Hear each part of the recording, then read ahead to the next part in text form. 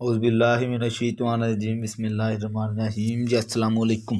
कैसे हैं स्टूडेंट्स? उम्मीद है खैरियत से होंगे।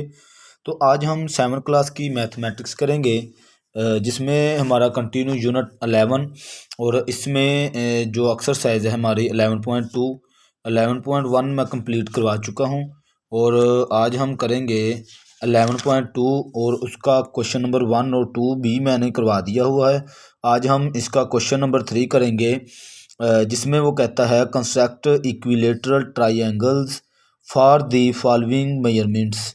वो कहता है ये जो मैंने आपको मेजरमेंट पैमाइश दी है, इसकी मदद से आप लोगों ने इक्विलेटरल ट्राइंगल जो है वो बनानी है। तो इक्विलेटरल ट्राइंगल ऐसी ट्राइंगल होती है जिसकी तीनों साइडें एक जैसी हो। जैसे हमारा पेज है 109 पे, वहाँ पे एक ये इक्विलेटरल ट्राइंगल जो है वो बनी हुई है। देखें यहाँ पे जो ट्राइंगल है उसकी तीनों साइड, एक ये 4 सेंटीमीटर, यानी इस पॉइंट से इस पॉइंट तक जो फासला है वो भी 4 सेंटीमीटर, ये लाइन है जो वो भी 4 की, और नीचे वाली भी। यानी कि इक्विलेटरल ट्राइंगल का मतलब उसकी तीनों साइडों की जो पैमाइश है, जो लेंथ है, वो एक जैसी होती है। तो हमने यही जो है ट्राइंगल कंस्ट्रक्ट करनी है। इसके लिए उसने हमें बेस जो है वो दे दी है। ट्राइंगल की बेस का मतलब जो हमारी फर्स्ट वाली लाइन होती है वो बेस लाइन होती है नीचे वाली, तो वो दी हुई है उसने 6.2 सेंटीमीटर। तो हमने क्या करना है, यहाँ पे 6.2 सेंटीमीटर की आर्क लगा लेनी है, सॉरी रे।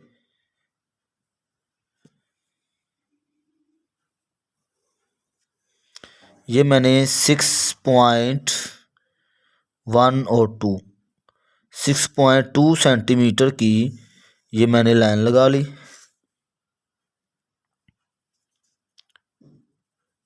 ठीक है जी। इसके बाद आपने जो है क्या करना है, इसके दो तरीके हैं इक्विलेटरल ट्राइंगल को बनाने के लिए। दो तरीके, एक तो तरीका ये है कि आप जो है कंपास को 6 सेंटीमीटर यानी 6.2 सेंटीमीटर तक ओपन कर लें और आर्क लगा लें आप दोनों तरफ से। जो उसने हमें इसका नेम नहीं दिया, आप इसको ए रख लें और इसको बी। 6.2 सेंटीमीटर तक आपने कंपास को ओपन कर लेना है। एक तरीका ये है, तो दूसरा तरीका मैं अभी बताता हूँ आपको। ये 6.2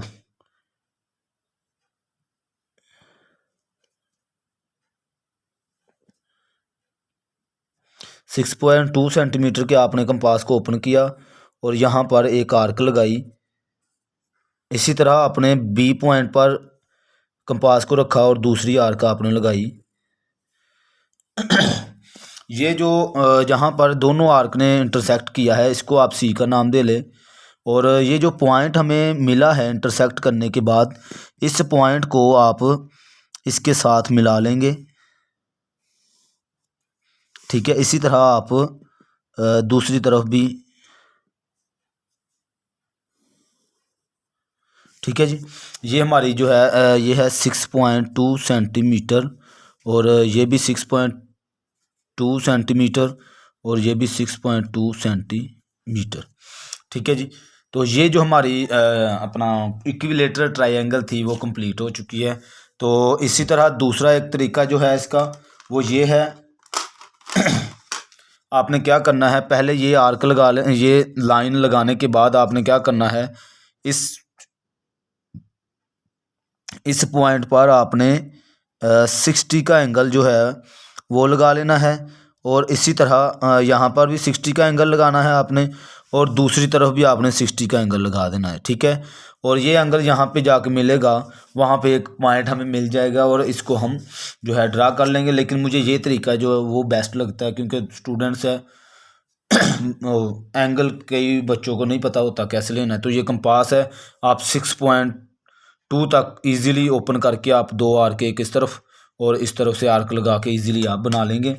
इसी तरह अब हम चलते हैं इसके कंस्ट्रक्शन की तरफ। तो कंस्ट्रक्शन भी इसका जो है वो भी बहुत ही इजी और बहुत आसान है। तो आपने क्या करना है, यहाँ पे लिखना है स्टेप्स ऑफ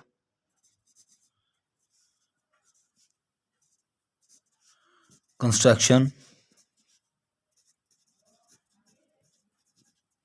ठीक है। नंबर 1,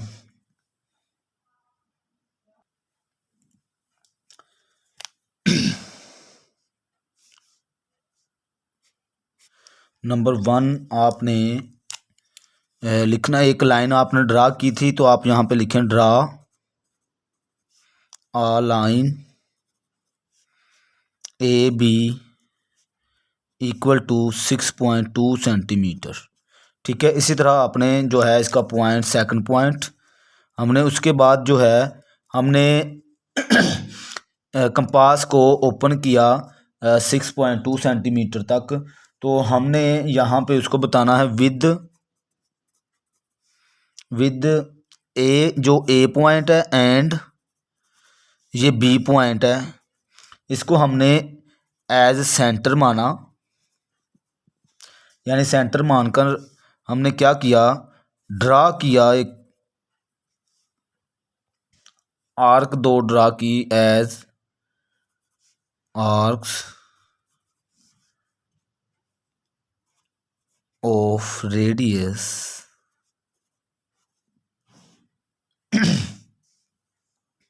रेडियस जो इसका था 6.2 सेंटीमीटर, हुज इंटरसेक्ट, जिसने इंटरसेक्ट किया एट पॉइंट,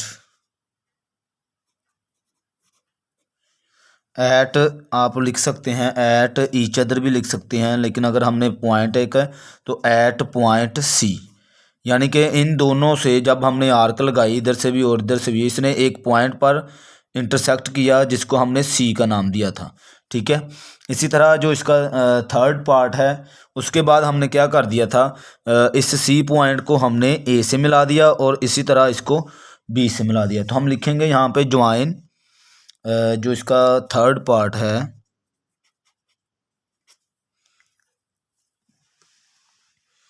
थर्ड पार्ट में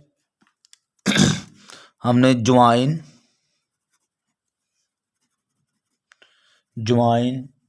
C to A and B, यानी सी से हमने ए तक और इसी तरह हमने बी तक इसको ज्वाइन कर दिया। ठीक है, देन आप उसको जो है बता सकते हैं, जो हमारी triangle A B C is the required triangle. ठीक है जी, उम्मीद है इस क्वेश्चन की आपको अच्छे से समझ आई होगी। बाकी मज़ीद कोई क्वेश्चन हो तो आप पूछ सकते हैं। आगे चलते हैं हम, इसका क्वेश्चन नंबर 2 जी, क्वेश्चन नंबर 2, सॉरी इसका पार्ट नंबर जो 2 है, उसमें भी उसने जो है हमें बेस दी हुई है। बेस है हमारे पास 5.4 सेंटीमीटर। ठीक है जी, तो आपने डायरेक्टली क्या करना है, इसको 5.4 सेंटीमीटर की आपने यहाँ पर आर्क ड्रा कर लेनी है।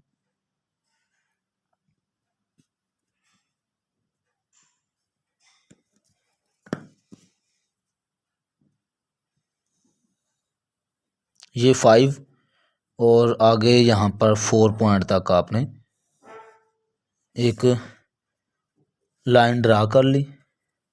ठीक है, इसको आप एक्स का नाम दे लें और इसको वाई का। ठीक है, ये हमारे पास वाई हो गया और वो एक्स। इसी तरह आपने क्या करना है, कंपास को 5.4 तक आपने इसको ओपन कर लेना है।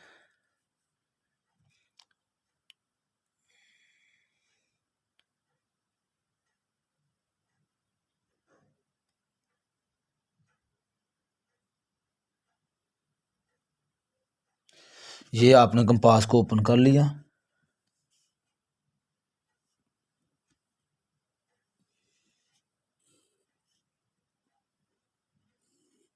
ठीक है जी, ये 2 आर्क आपने लगा ली।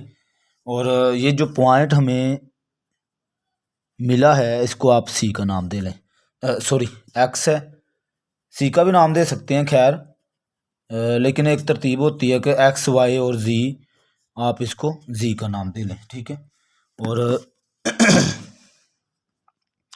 इस पॉइंट को हमने इस पॉइंट के साथ मिला देना है, ज्वाइन कर देना है, और इसी तरह